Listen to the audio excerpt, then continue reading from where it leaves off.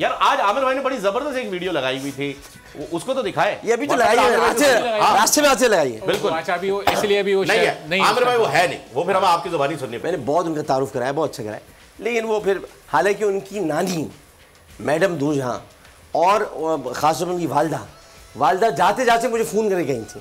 वो इतना मुझे पसंद करती थी, चाहती थी मैडम की साहबजादी जो थी। और मैडम तो खैर मैडम थी।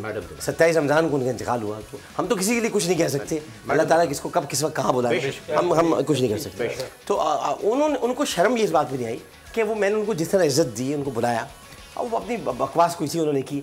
तो मैंने उनको सिर्फ इतना कहा कि यार अपने दिमाग का पासवर्ड तो देना, अकल इंस्टॉल करनी है, क्या कर सकते हैं।